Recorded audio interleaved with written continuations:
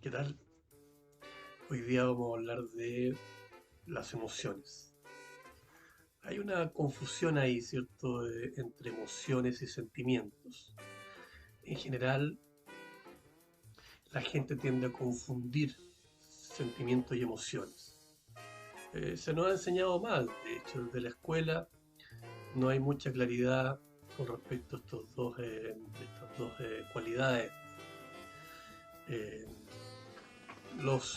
las emociones son simples respuestas a estímulos. La emoción, ¿cierto?, es una especie de mecanismo de defensa frente a un estímulo determinado. El mundo, ¿cierto?, me provoca y yo respondo. Cuando el mundo me deja de provocar, la respuesta debería también desaparecer. Sin embargo, hay algunas emociones, ¿cierto?, que han sido manipuladas, sobre todo durante el siglo XX, ¿cierto?, finales del XIX, que tiene que ver con el crecimiento de la psicología como ciencia o disciplina, digamos, científica. El conductismo a finales del siglo XIX, ¿cierto? Y todas las demás eh, visiones conductivistas del siglo XX han hecho su pega al querer, al manipular de alguna manera estas emociones con fines terapéuticos, pero que obviamente esos fines se transforman en fines políticos. Por tanto, a esta altura del partido, ¿cierto?, tenemos súper claro que el miedo, por ejemplo, es una emoción que se maneja a nivel político. Así que el tema del miedo, el miedo es una emoción es una respuesta cuando debe estar ahí, obviamente. No les puedo decir vivan sin miedo. No, el mundo es un mundo hostil. La naturaleza es hostil. Volvemos al tema de la naturaleza, ¿cierto? La naturaleza es hostil al ser humano. No tenemos, ¿cierto?, las maneras físicas de defendernos, no tenemos estas cualidades físicas que tienen otros animales. Hemos perdido las garras, perdimos un colmillo, ¿cierto? Nuestra piel se hizo muy delgada, perdimos los pelos que nos protegían del mundo. Ahora estamos a la intemperie, ¿cierto? Y por tanto las emociones cumplen un rol, y ese rol tiene que ver con defendernos. Son mecanismos de defensa frente al mundo y frente al otro. El peor enemigo nuestro somos nosotros mismos, ¿cierto? Bueno, y las bacterias y los virus. ¿Sí? Hay gente que vive con miedo, vive en un mundo oscuro, ¿cierto?, que la va a atacar constantemente. Independiente que el mundo te ataque, ¿cierto? No es siempre. De hecho, la vida es una especie de película francesa. Esas películas que empiezan en un punto nada y terminan en un punto nada también. No pasó una historia pequeña y la vida siguió. Ya, a nosotros nos pasan cosas así, como películas francesas, eventos que nos ponen muy en riesgo nuestra vida. Ah, también puede suceder, ¿por qué no? Pero en general, para la mayoría de la gente, la vida transcurre en forma rutinaria y es larga y es aburrida.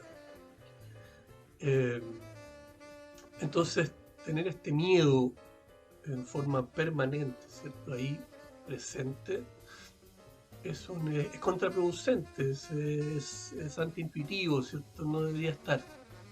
Pero hay intereses políticos, intereses económicos que obligan, ¿cierto?, a domesticar o de alguna manera dominar a la gente a través de las emociones. No pueden tener un carabinero por persona, ¿cierto? Es carísimo. Por tanto, el miedo es una herramienta súper interesante, ¿sí?, que permite movilizar masas o retrotraerlas, ¿cierto? Sacarlas de las calles, ¿cierto? Eh, el miedo al futuro, el miedo a un virus, el miedo, ¿cierto?, al vecino, el miedo al fin del mundo, se van repitiendo, se van trasladando, van cambiando de nombre, pero finalmente es el miedo a morir, el miedo a la muerte. ¿Sí? El miedo a la muerte está detrás de todos los miedos. Eh, así que, ¿qué es lo que habría que hacer? Porque vivir con miedo no es agradable, Si fuera agradable no estaría dándole, estaría sintiendo miedo. Sería súper placentero sentir miedo, estaría todo el día sintiendo miedo. Pero no, no es agradable para nada. Además que tiene consecuencias físicas, hay un desgaste. Como la emoción es un mecanismo de defensa, ese mecanismo necesita energía para salir. Un escudo. Y necesita que alguien que lo sostenga permanentemente. Como se supone que si no hay estímulo y esa emoción vuelve, la energía que se usa es relativa. Pero cuando la tengo que usar siempre, comienza el desgaste del cuerpo.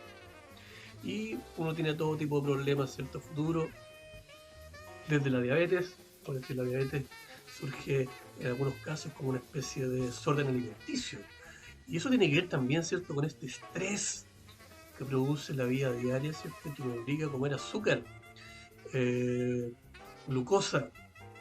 ¿Para qué? Para protegerme. Recuerdo, ¿cierto?, que la grasa que genera el cuerpo, ¿cierto?, está en gran medida relacionada, ¿cierto?, con las cantidades de glucosa que uno tenga en el cuerpo, con cantidad de azúcar.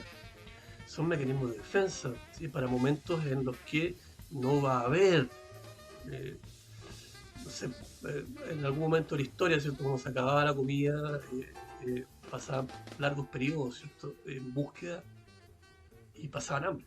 Por tanto, la última comida era la comida, era el banquete, ¿ya?, el gran banquete. No sabíamos lo que iba a pasar el día de mañana. Estamos igual, siendo que nuestra economía en este momento es una de las economías históricamente, ¿cierto?, más rica. Eh, Tenemos de todo, ¿cierto? En todos los, por lo menos en gran parte del planeta. Obviamente hay zonas donde el hambre todavía, ¿cierto?, arrecia. Pero en Occidente, y por suerte estamos aquí en Chile, ¿cierto?, para la gran mayoría, no todos tampoco. Vamos a ver esos temas más adelante también, ¿cierto? El tema de la justicia. Pero si están escuchando este pod, ¿cierto?, básicamente es porque tienen lo mínimo necesario, ¿cierto?, para sobrevivir. Y mucha gente tiene mucho más. Y ahí está el tema, ¿cierto? Tienen mucho más, ese mucho más se puede transformar en azúcar. ¿Sí? Somos, somos drogadictos, ¿cierto? Somos adictos. Adictos a las endorfinas, ¿sí?, a lo que se produce adentro, ¿cierto?, cada vez que me entra algo de afuera. Entonces, ¿qué hacer? ¿Qué hacer? Esta vida estresada, ¿cierto? Que más que la pega, gente, no sé, pues me dirá, no, tengo mucho trabajo. No, no, no, no es así, diga. No es suficiente. No es así. Es el tipo de trabajo que uno hace, no el trabajo mismo. Usted puede estar haciendo algo que le gusta por muchas horas y puede trabajar hasta las 11, 12 de la noche, ¿cierto? Trabajando en algo que le gusta y lo está haciendo porque le gusta y no le produce ningún estrés y se va feliz a dormir una vez que terminó el trabajo. Misión cumplida, ¿cierto? Es el tipo de trabajo. Trabajo, generalmente la gente tiene ahora trabajos precarios, no alcanza para lo que ellos quieren hacer, ya no hacen lo que ellos querían hacer, ya ni siquiera saben lo que ellos querían hacer. Trabajan, ¿cierto?, 8 horas, ¿cierto?, más turnos de vigilantes, de cajeros, de reponedores. Estoy pensando en el puro supermercado, ¿cierto? Pero tenéis por fuera un montón de otros trabajos que son tremendamente desgastantes, que no son creativos, que son rutinarios, ¿cierto? Y uno quiere puro dejar ese trabajo porque lo que tú querías es la plata. Lo que tú querías al final del camino es la plata. Por tanto, tú trabajas por plata, no trabajas, ¿cierto?, porque te gusta el trabajo. Y ese trabajo, ¿cierto?, es el que te mata. Es el trabajo que nos está matando. Y uno tiene ese tipo de trabajo, ¿cierto?, porque tiene miedo. Tiene miedo al futuro, tiene miedo, ¿cierto?, a quedarse sin trabajo, ¿cierto?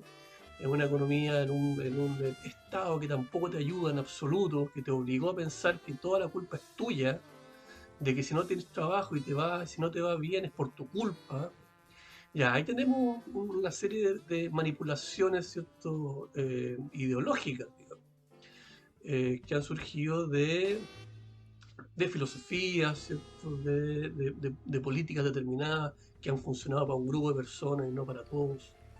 Por tanto, si a mí me obligan, ¿cierto?, a pensar de que no tengo que esperar nada del Estado, me siento súper solo, súper solo.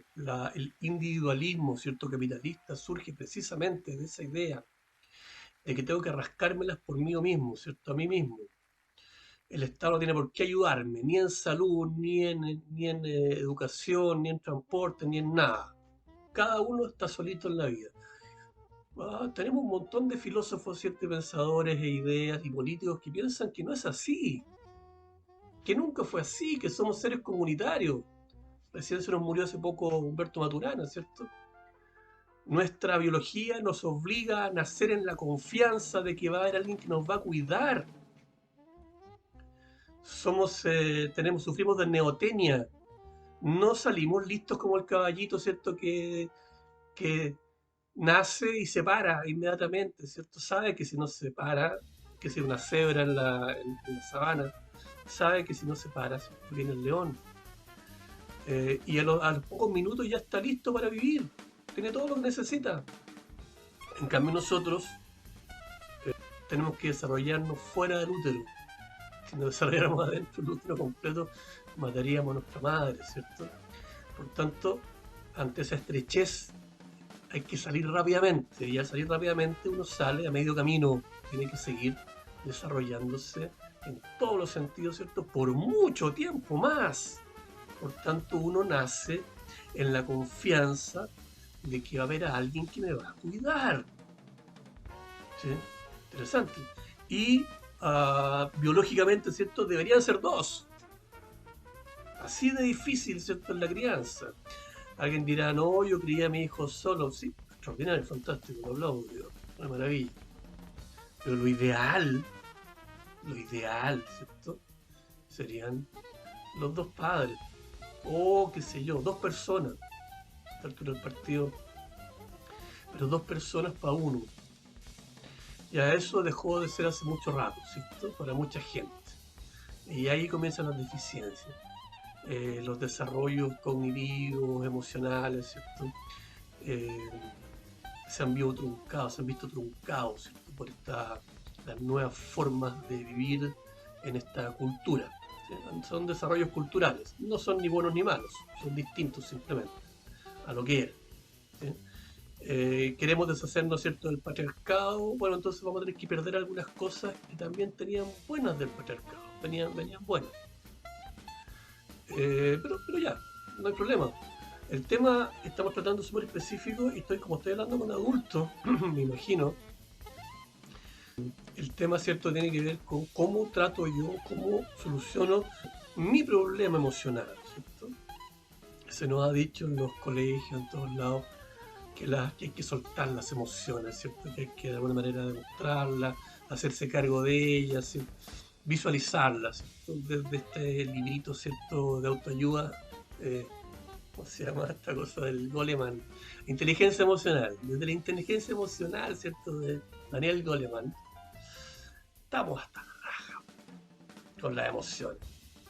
Estamos hasta el orto con las emociones. La filosofía completa, ¿cierto?, de Notón para adelante, incluso Nietzsche, que es un tipo que vuelve al cuerpo, en toda la filosofía hay un dejo de control. La razón, ¿cierto?, que es lo que nos diferencia de todos los demás seres, eh, lo que nos hace únicos, digamos. Tiene que tomar el control de las emociones. Usted lo va a encontrar en el 90 y tantos por ciento, ¿cierto?, de los filósofos o de los pensadores o de la gente más brillante, incluso científico, de la historia de la humanidad. Entonces, que venga, ¿cierto?, esta gente al final del camino, a 2 pasos de la extinción, a recordarnos que las emociones son buenas, pues sí lo sabemos, se lo sabemos. El tema, ¿cierto?, es que no hay que hacer una diferencia, no hay que diseccionar emociones de razón. Ese es el tema. Funciona como un todo, funcionamos como un todo. La razón lo que hace es controlar esta salida emocional, este mecanismo de defensa. Que no aparezca nunca no significa que no lo tenga. No es necesario demostrar la rabia cuando el estímulo que hay afuera no está. Por eso quería al principio remarcar la diferencia entre emoción y sentimientos, ¿cierto? Los sentimientos, claro, los sentimientos son de largo aliento porque son relatos. El amor es un sentimiento, el odio es un sentimiento, la felicidad es un sentimiento, la emoción para la felicidad es la alegría, la emoción para el amor, ¿cierto? Es el cariño, la excitación, la emoción para el odio, ¿cierto? Es la rabia. La tristeza es un sentimiento, la emoción para la tristeza es la pena. Tengo pena un rato porque me pasó algo. Cuando yo comienzo a tener pena, pena, pena, pena, cuando yo no logro ver, ¿cierto? Nada bueno en la vida y tengo pena, pena, pena, pena, esa cantidad de veces que tengo, así, mira, así de práctico, ¿eh? Todo tiene que ver con una repetición, con un hábito. Si yo hago una marca, ¿cierto? Esa marca, si la hago por harto tiempo, esa marca deja una huella, ¿sí? Si yo me repito constantemente que soy, ¿cierto? Una persona triste, porque he tenido muchos eventos de pena, bueno, termino siendo triste, porque la tristeza es un sentimiento y es un relato que va por detrás, es un cuento que me cuento yo mismo. Entonces tengo ahora, como soy triste, como vivo en el sentimiento de la tristeza, tengo facilidad para sentir pena. Y siento pena, siento a cada rato. Y lloro mucho. ¿Sí? Y me cuento el cuento, porque en el fondo no se puede estar triste siempre. Sin embargo, la gente triste se cuenta el cuento de que el mundo no lo quiere. De que nadie lo quiere jugar con él. De que, no sé, te están acabando las ballenas. Cualquier cuento te sirve para hacer esta narración que te permite seguir teniendo pena. Ya, ¿cómo salimos de la tristeza? Para terminar esto, ¿cierto? Salimos de la tristeza. Primero, como siempre, ¿cierto? Reflexionando esto. Viendo si efectivamente el estímulo que viene de afuera corresponde, ¿cierto?, a mi respuesta. Y lo digo precisamente con esta cuestión del COVID. El COVID, ¿cierto? Existe, sí, yo no soy negacionista, ¿cierto? Existe, obviamente que existe. Pero la gravedad que se le dio, ¿cierto?, no existe. Ese es un tema. Gente muere, sí, sí, pero no se toma en cuenta la cantidad de gente que muere, que moría generalmente en Chile. Estamos pasaditos nomás. Es el mismo grupo de gente. De hecho, el grupo etario, mayoritariamente, ¿cierto?, que muere por COVID son los viejitos que van a morir igual. Los jóvenes que están muriendo son gente que tiene sobrepeso, enfermedades preexistentes, pena, soledad, dolor, ¿cierto? Y que claro, y miedo, entonces andan viendo, ¿cierto?, muertos por todos lados, bichos por todos lados, y obviamente que el que empieza a pensar que lo van a asaltar todo el día, termina asaltándolo, ¿sí? Ya, entonces, ver si efectivamente, si quieren ser científicos y todo eso, que ahora como los científicos, los médicos, bla, bla, bla, ya, entonces vayan a los números, pues vean si efectivamente esto es pandemia o no, compárenlo con otras enfermedades, por ejemplo. Vean su propio cuerpo, cómo funciona, pues. Yo no me he enfermado, ¿cierto?, en 2 años, antes pasaba resfriado, ni me he resfriado. Los voy a mandar a mi revista, ¿cierto? La Sputefera Navis, hay un artículo muy interesante sobre las mascarillas y su rol político, digamos, ya que hablamos de manipulación. Básicamente, ¿cierto? La obligación, usted sabe que científicamente la mascarilla vale nada. El bicho es mucho más pequeño, ¿cierto? Y atraviesa cualquier capa que usted se ponga. A veces hay gente que anda con 3 capas, esa gente debe morir asfixiada. Pero bueno, lo obligatorio de usar mascarilla tiene que ver con generar un ambiente de pánico. Yo salgo a la calle y me acuerdo. Yo puedo estar todo el día encerrado en mi casa y no pensar en ningún momento en el COVID porque estoy haciendo miles de cosas. Pero salgo a la calle, ¿cierto? Y me acuerdo del COVID. Porque veo a la gente con mascarilla. Y comienzo a pensar. Y como tengo que caminar un rato y veo un montón de gente con mascarilla, comienzo a pensar, comienzo a pensar, comienzo a pensar. ¿Sí? Por tanto, el recuerdo, ¿cierto?, de la gravedad de esta pandemia pasa por el uso, ¿cierto?, de este elemento insignificante, ineficaz de la mascarilla. ¿Sí? Ya, entonces, es un ejemplo, lo del COVID es un ejemplo, pero en general todos los miedos que uno tiene, lo que habría que hacer es desarticular esa narración que hay detrás que une un miedo con otro. que une una pena con otra, que une una rabia con otra. ¿Sí? Desarticularla.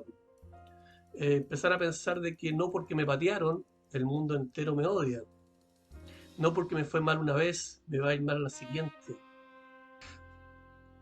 A eso se le llama la falacia del jugador.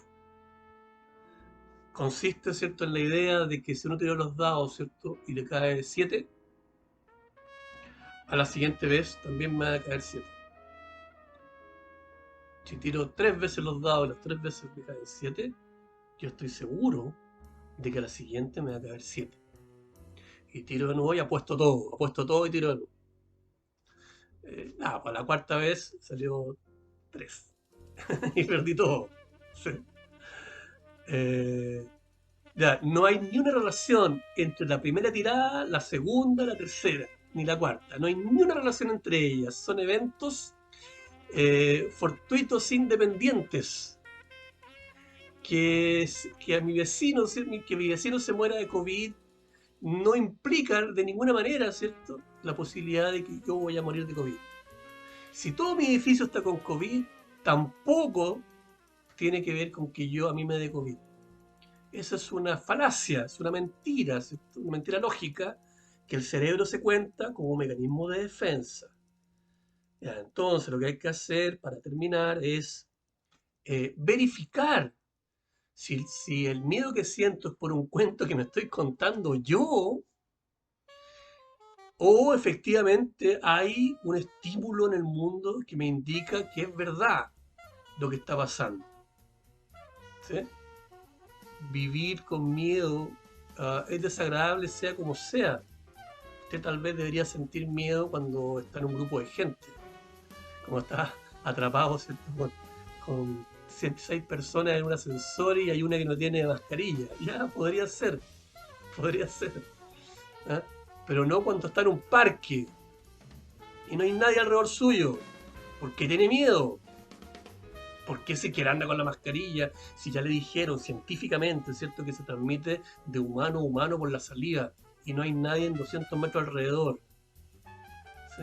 Ya, toda la gente me va a decir, ay, pero es que no, estás exagerando. No, no estoy exagerando porque la mayoría de los eventos son multifactoriales, ¿cierto?, multicausales.